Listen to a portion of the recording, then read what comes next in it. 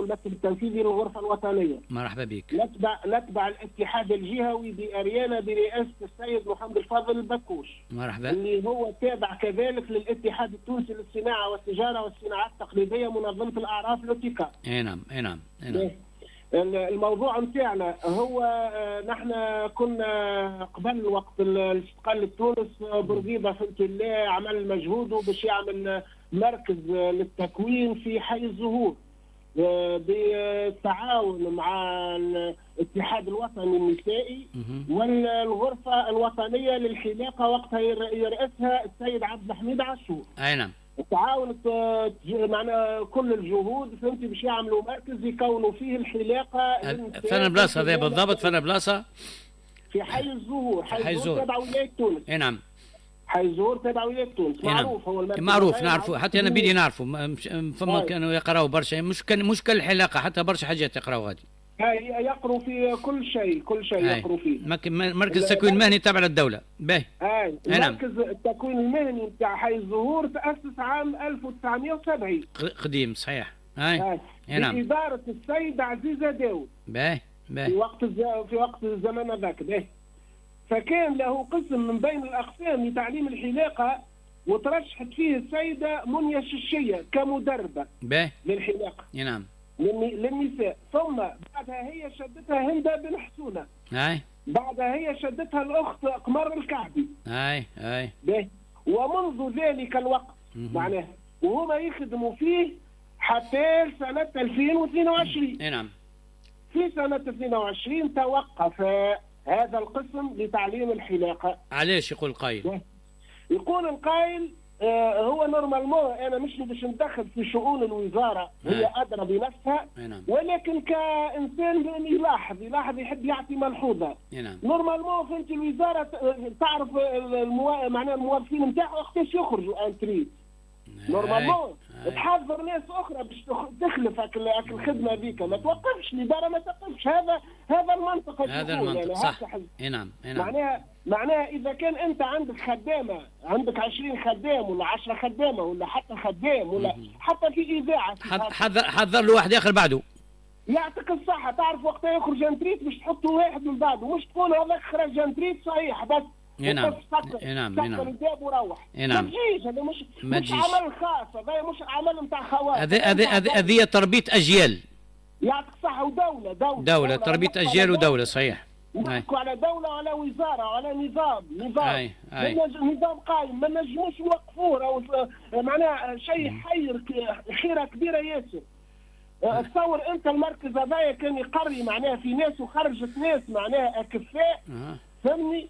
معناها يدخل يخلص معناها 25 دينار يشترك، فهمني، ويقرأ عامين فهمتي، يقرأهم ويخرج فهمتي معناها متكون في الحلاقة رجال ونساء امور واضحه. نعم. طويك ما رعانا الا تفكر علاش خاطر قال لك خذوا الانتريت الجماعه. يعني الناس اللي سامحني بالله وسع بالك معايا يا عمر.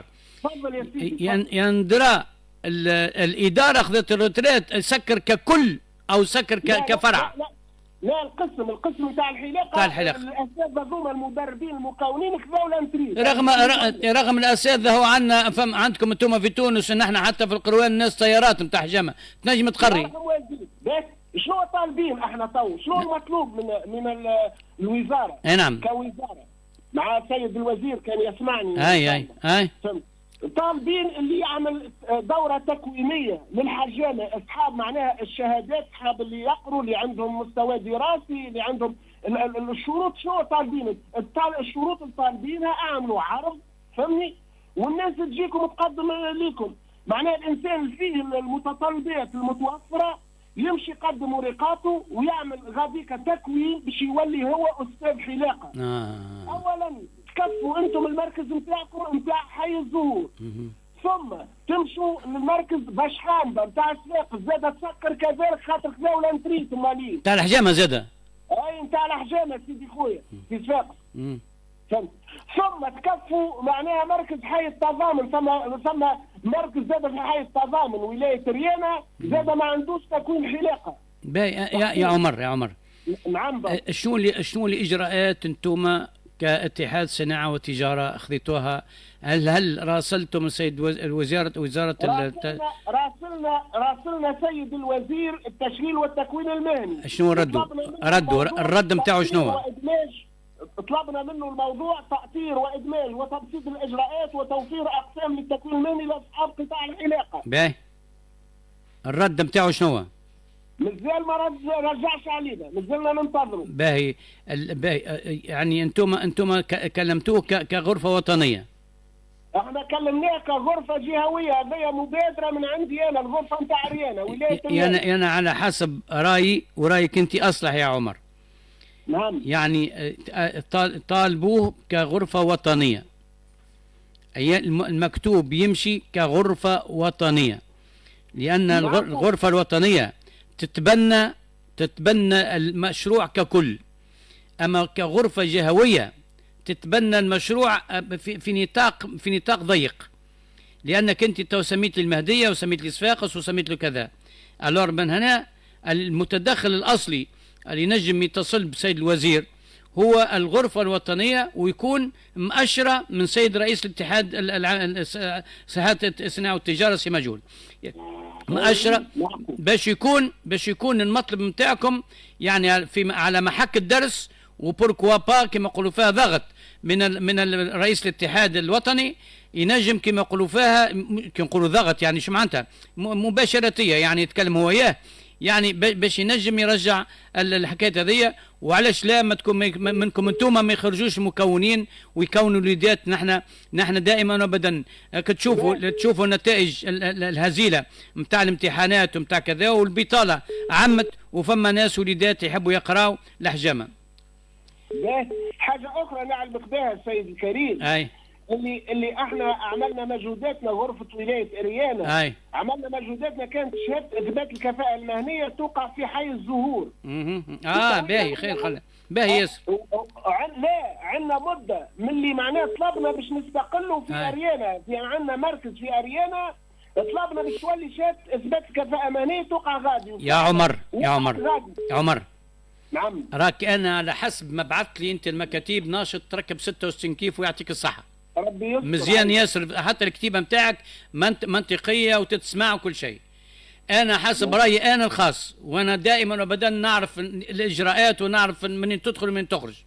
خليك تتكلم عن النطاق الوطني، لأنه كلامك أنت عن النطاق الوطني مش يتحل ملف وطني.